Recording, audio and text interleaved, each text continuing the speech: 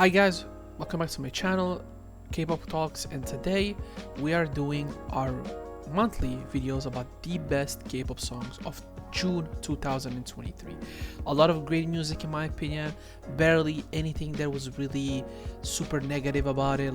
There wasn't stuff that I really expected and then I was like, damn, it's terrible. And there was a lot of unexpected stuff. Some of them might even be considered, might be end up being considered as the best songs of the year, and there's definitely a batch of them in this video, in this group, so let's just get right into it.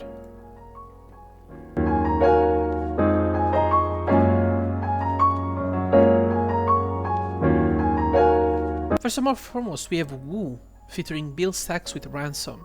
It's been a long time at this point. I think that Woo has been consistently the best rapper, I think, in AOMG, in terms of quality, in terms of singles, in terms of productions, the way he approaches an album, the concepts, the lyricism. He has been by far the most consistent in my opinion, but this song is fantastic. Love the vibe, love the simple eerie production, very low vibe, lo-fi to it. Him and Bill Sachs bring two completely different vibes, but they match up with each other very well, complementing the song, making the song stand out even more. So personally, I really loved it. It is one of the better rap tracks of this month, definitely one of the better rap tracks of the years, and definitely one of the best songs. Next, we have Taeyong with Shalalala.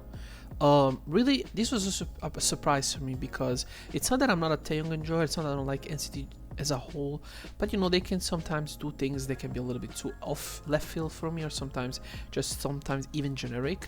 That's not the case when it comes to this song by Taeyong. They already did stuff with him in the past and it was good, but this is also really good. I love the aggressiveness, the hip-hop elements, the aggressive beat, the performance by Taeyong is really good, the vocals are very solid, and the chorus is actually really fun to listen to. So it is one of the my favorite songs of this month because it's fun. It's a banger. It's that type of music that I think Taeyong can pull off, but at the same time it has all the elements that make SM's music stand out, such as their production, their style, their ideas of what it means to make one of these type of singles and really make it, I think sometimes, for the most part, I would say even better than the rest of them. Next we have Kang Daniel with Wasteland. One of the most impressive songs by Kang Daniel in my opinion in a longest time.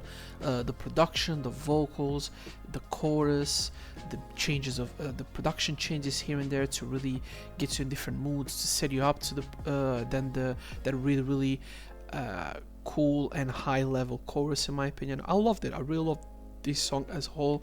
Kang Daniel has been, and I've said it on my Twitter, the best male soloist in Korea at this point. I would say pretty comfortably. Nobody is as consistently with quality and releases as him, and it's an amazing song. Go listen to it and go listen to the entirety of the album because it is also one of the better albums of this month and maybe even of this year. So yeah, Kang Daniel keeps this streak and he doesn't seem like he wants to stop. And again, when at first he went independent, I wasn't really sure about the decision, but he really saw that in himself, bet on himself, and won. Next we have P1 Harmony with Jump.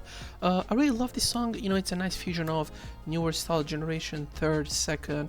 The chorus is fun, it's simple. Again, I like seeing P1 Harmony do this type of music well, because sometimes they tend to either overly produce or go too safe. But with this song, there's a good mix here where they try different things, because I don't think this is necessarily something that a lot of the Gen Z love, but to do that and bring a different flavor is good, and I think it makes a lot of the younger fans approach a different style of music that otherwise they would have not approached. So in my opinion, it's a really good track, one of their better ones of this year and probably since they debuted, so really good by them. Next we have Stray Kids with FNF. I mean, I believe this was supposed to be the single. This should have been the single in my opinion. They decided to go with S-Class. I get it. It has all the elements that people love about Stray Kids in that song. But I wanted them to do something a little bit different. It's the summer season. And this song I think represents the summer season the best. From the vibes, the production, the vocals. Again, Stray Kids at this point, they're veterans. They've been around a long time. They've been around since 2018. It's their 5th year. Going into their 6th. So they know exactly how the industry works, how to make good music, how to make solid, enjoyable songs, and this song to me represents that perfectly. A different vibe from Stray Kids, but this is the type of vibe I would like to see them push more to be their singles. But I get it, it's a business at the end of the day. Still one of the better songs of this month. Next up, 80s with Bouncy, K Hot Chili Peppers. That's in between the parentheses, but I like this quite a bit. I'm still not sure about the way the song is produced. I'm still not sure about how um, the way sometimes this production goes over the vocals, so you can't really enjoy their vocals at 100% because there's effects and stuff going on above them and they're with them, and so it's hard to really enjoy it fully. But Count the Nights, it's a bop, it's super catchy, might be the catchiest song of the month, might be the song of the summer, and it's gonna be everywhere, this type of dance challenge. The music video is good. I mean, 80s has mastered one aspect, I think, very, very good compared to a lot of their 4th gen, let's say, opponents, which is definitely the music videos. Their music videos are all very different, they're all very memorable. And that's something that I'm surprised that, really, apart from SM and JYP, nobody really does that as much, because even Big Hit or Hype as a whole, they tend to have their own standard view of what music videos are supposed to be for everybody. But it's interesting to me that they don't really push the limits like they used to with BTS, or even now, really. But they don't do that as much with, like, other groups, apart maybe from the Seraphim here and there. But even then, their way of making music is very standardized. But enough talking about others, let's talk about them. The song is dope, love it, and their album is really dope as well. So I think I appreciated this song even more once I listened to it in the context of the album, and I really was able to appreciate it fully. I'm like, damn, this song is really, really good. Even though there's still parts where I think the song is overly produced, and I can't fully enjoy their vocals because of how much the production bothers my listen in certain sections. Even though it's not lengthy in that sense, it still bothers me. Still a fantastic song. Next we have Penomeko with X. I love this track by Penomeko. This is the type of Penomeko I wanted to listen to 3-4 months ago when he released his the first part of his album. It's cool to see him do this and being more comfortable doing it. We always talk shit about idols or rappers and whatever, but if they make something good, you have to like praise them. And I think this is it. The production is sick, not shit. The sampling is fantastic. The way he approaches the song and his demeanor and his flow, it's not typical of Penomeko to be this aggressive on track, so it's nice to hear it. And overall, the song is fantastic. The album itself really, I think, also features a lot of these elements.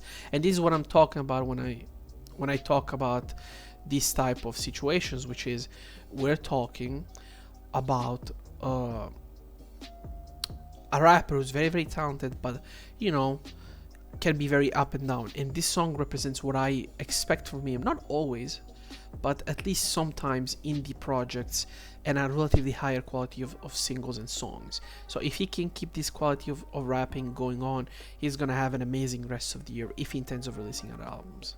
Let's have Cardi with Party. A very, very fun listen, in my opinion. Co-ed group, rock group, whatever they are. Pretty cool song. Love the chorus. Their vocals are all very raw, simple. You can clearly feel these guys just singing. No crazy shit going on in the background. No effects on their voices.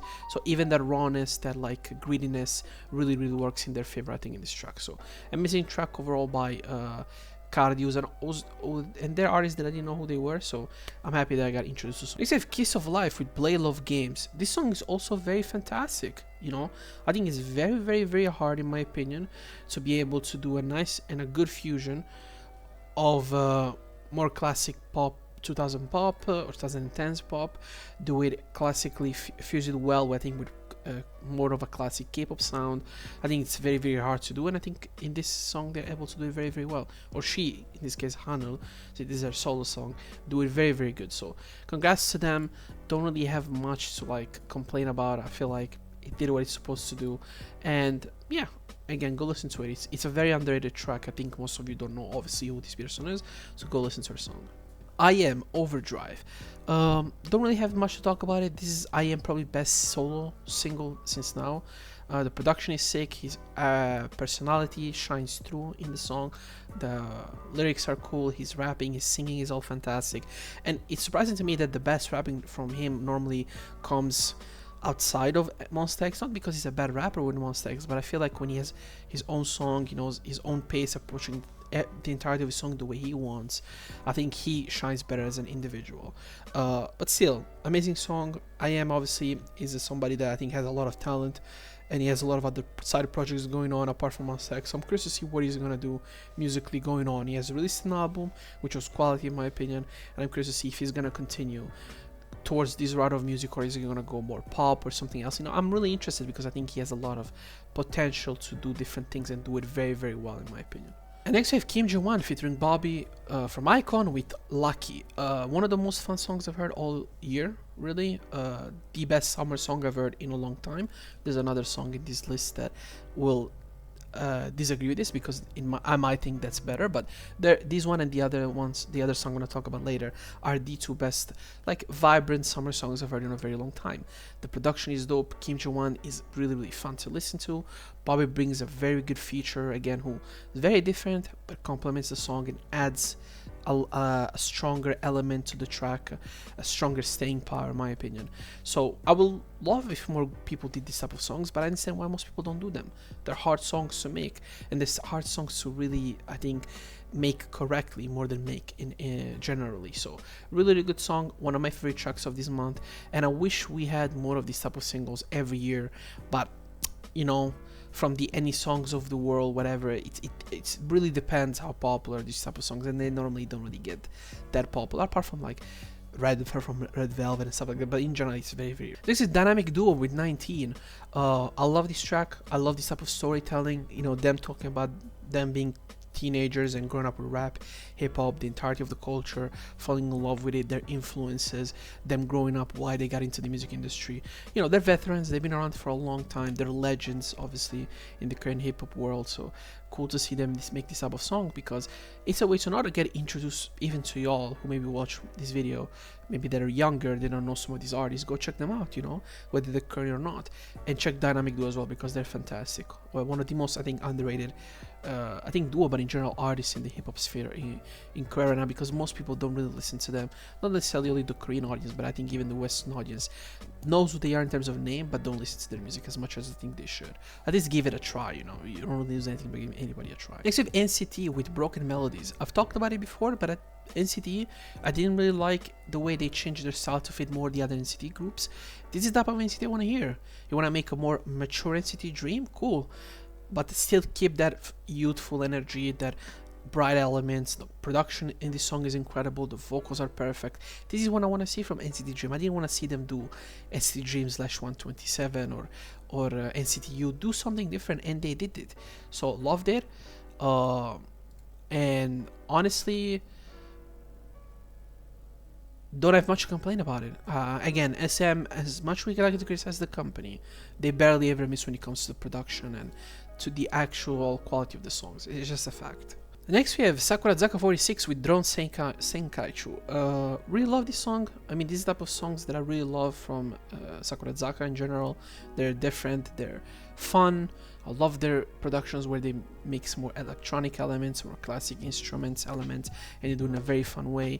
Love the choral element of their vocals, and they're just fun songs to listen to. Go check Sakurazaka, an amazing group, and obviously also check Kyakizaka, which is what they used to get named, which is what used to be named in the past, and they rebranded. Go check both, they're incredible, and they're one of the most underrated groups I think right now in Japan, because Sakurazaka lost a lot of steam once they rebranded for a lot of different reasons. If you ever get into that, you will understand, but you know, there's slowly but surely growing in popularity. Like you can see it on Twitter, Japanese people talking about it more and more and more, even West, like outside of Japan fans. So really go check them out. Drone Senkaichu, one of my favorite tracks of this month, 100%.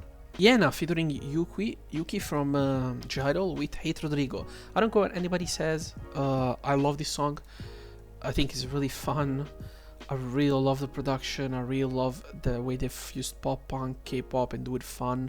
The lyrics are really enjoyable, and I love the fact that they dare to do something different. You know, K-pop tends to be a lot of times in their own lane, never take any sort of risk. So I respect the fact that at least they tried, you know. And some people said it failed. I don't agree. I think it failed in certain aspects, because I think Korea will try to protect themselves over anybody outside of there. But you know, I still think that Yena trying something different in their company and not going necessarily 100% the way they want it doesn't deter them from ever trying to do something like this ever again. In fact, I would say that this should push them to do the opposite, which is try more and see if it works. Don't necessarily take it to extremes, but be a little bit more daring, because J-Idol, for example, tries to be daring, and whenever they can, they never do. So I love to see Yena doing it more, and hopefully we see more solo artists doing it, because it's the way it's supposed to be. Music's supposed to dare sometimes the listeners. Just the cables, unfortunately, specifically since it became this mainstream in the world, it standardized itself too much, where even that element of hyper originality that we get here and there from individuals or groups, it's more rare than ever, I think. And next we have another fantastic summer song from TKVXQ with Lime and Lemon, Japanese release by the boys. I've talked about it already. Love the fusion of the all different pop, disco, dance music, whatever, 80s, whatever, funk. All these elements are present. They're fantastic and they're fun and they're cool to listen to. And love the fact that, again, because they're under SM, they don't just make the same stuff they've been doing. They try different things. And by trying different things, we get quality music by them. Well, by the way, they're in their 30s and they're still killing it performance-wise and vocally.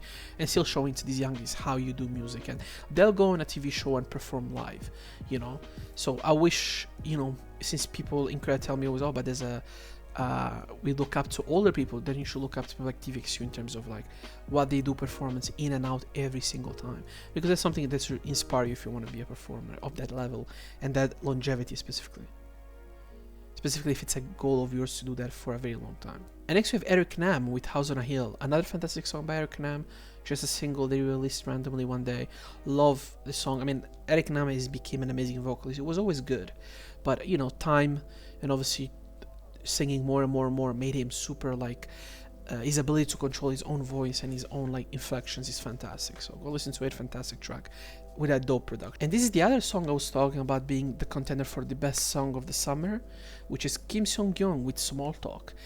Kim Sung-kyung is a legendary idol, infinite, one of the greats of all time, one of the legendary iconic leaders of K-pop, and it's cool to see him making this type of music. Fantastic. The vocals are great.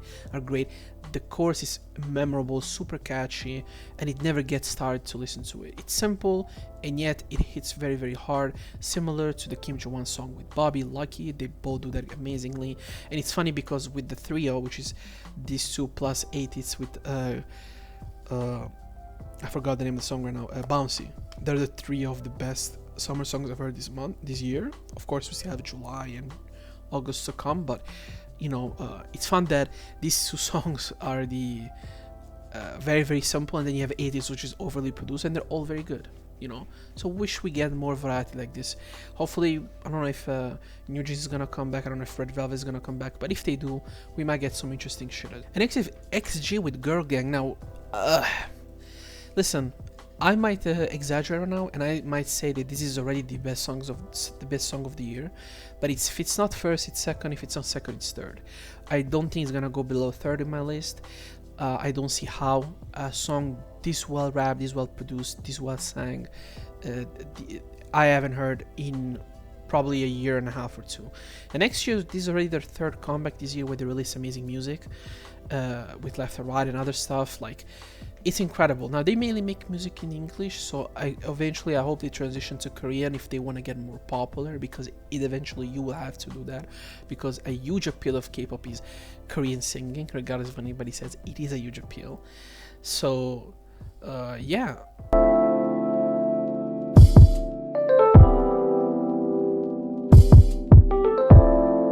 So yeah, I expect you know, more stuff from XG, because they are the best group right now active, I think, in terms of quality of music. Nobody's as good as them. So congrats to them.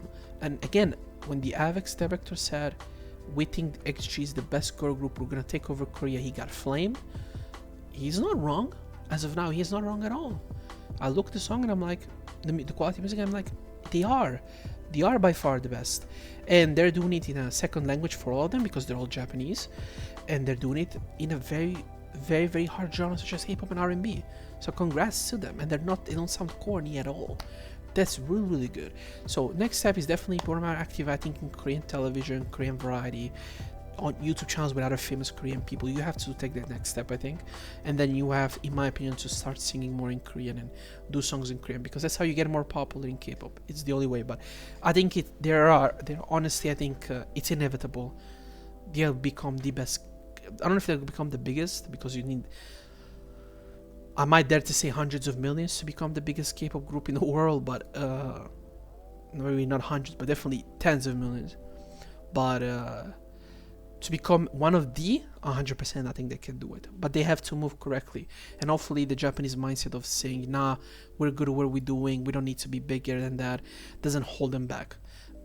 because unfortunately Japan has that problem where once they get to a certain level they don't feel like they need to really grow, and I understand that and I respect it to a certain extent. You don't necessarily have to follow fame, but in Korea, if Avex got the opportunity to get that K-pop money, may they could get Japanese music to the next level, which would be insane, but it could be a gateway in that sense. This was having said that, this was it for the best songs of June 2023. A lot of great quality. I loved all these songs so much.